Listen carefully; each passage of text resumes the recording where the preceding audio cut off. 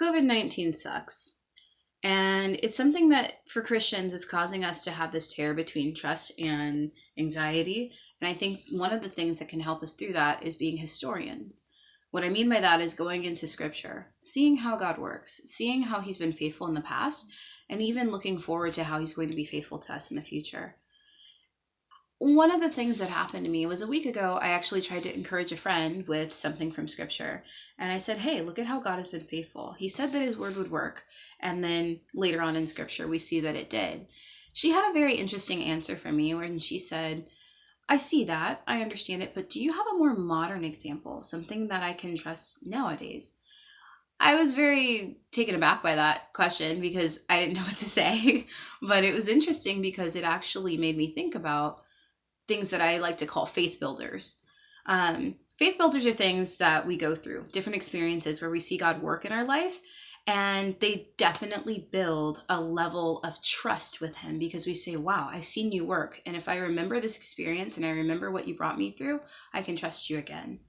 I think with the whole COVID-19 thing going on, one of the things that is really needed is encouragement to trust God.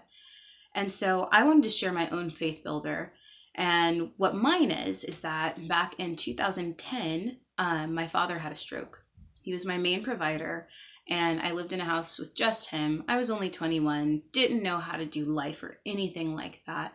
And I saw time and time again how God protected me, how I hate asking for help, but how he brought people to me who would bless me by paying rent or bless me by getting me groceries. And I saw time and time again how he provided job opportunity after job opportunity. And even how within 2 weeks' time before the next rent was due to be paid, which people had been randomly paying for me, God provided roommates for me, and some of the most growing roommates I've ever had who taught me so much about faith. I also saw that it was wild. Even when I needed big things like cars, I've gotten 3 cars on just prayer alone, where either they were given to me or they charged little to nothing just so that, they could say that I paid for it. It's been ridiculous how the Lord has provided for me. And it was wild because I remember when my dad had a stroke, I was like, I can't stay where I'm living.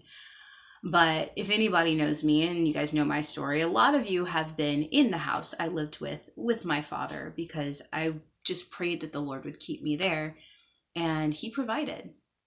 This is the house I lived in with my father, and I've been here ever since the year 2007.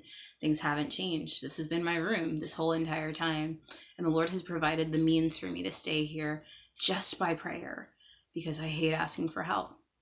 So that was my faith builder, and the reason that I can trust him even when things get scary. I hope that was encouraging for you guys, and I challenge you with 2 things. Number 1, like and share this video because we want to get more faith builders out, and we want to encourage people with how God has worked in their lives. But then number 2, my challenge for you is to make your own faith builder and share it. Hashtag faith builder challenge, post it everywhere. But I just really want you guys to be encouraged. All right. Have a good one. Stay safe, wash your hands, and we're going to get through this. It could be scary, but the Lord gives us life. The only time it's gone is when he takes it away. All right. Have a good one. Bye.